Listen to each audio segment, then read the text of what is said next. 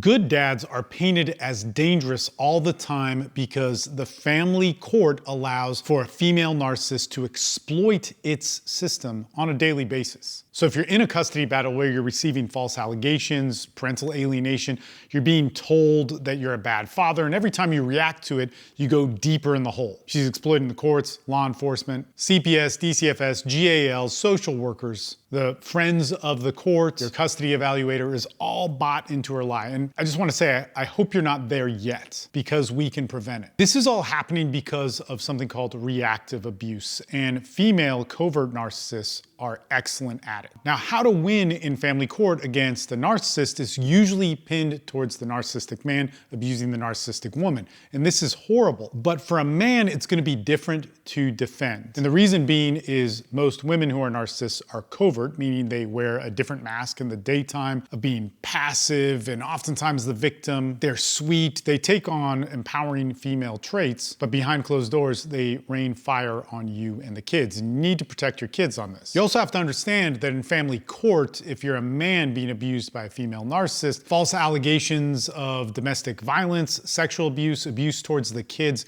gets almost accepted immediately. It's not questioned. And those usually come in through an ex parte hearing, which is an emergency hearing. And in any emergency hearing, there's not the same due process that you would expect. Oftentimes in family court in general, that doesn't exist. Civil court, criminal court, innocent until proven guilty. Oftentimes in family court, and why female narcissists exploit this so bad, is that there just needs to be the presumption that you could be angry, violent, abusive, sexually abusive, any of these different things. There could be no physical evidence. And you could have all the evidence that you think is gonna work, and that judge errs on the side of caution, and that caution will ruin your life. It will ruin your relationship with your kids, and even worse, it will ruin your kids' lives because they'll grow up hating their father and living the narrative of a female narcissist brainwashing them, poisoning them. Right now, you're the victim, but for the rest of their lives, they'll be victims of her. So this is what we have to understand in court, guys, is we have to start understanding that we're not going to rely on just telling the truth.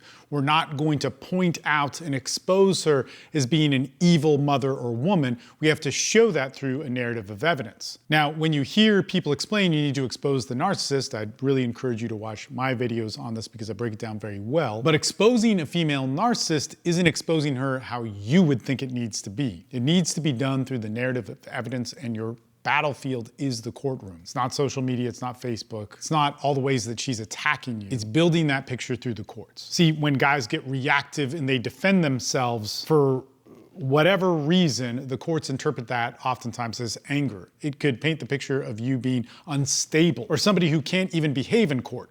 See, the judge isn't seeing the years and months of abuse that you've endured. And oftentimes guys misfile things. They don't present evidence in the right way. They don't read what this court appearance is about. They're hiring attorneys that aren't equipped to deal with a female narcissist. And so they packaged all this stuff together and the courts won't even hear it. We have tons of videos on that. I highly encourage you to watch those. Now, on the flip side, she probably isn't prepared either, but she says you're violent. She says you're abusive. She says you've hurt the kids. She says you've done horrible things to the kids that you would never do. And like any sane human being, you defend yourself in the middle of court.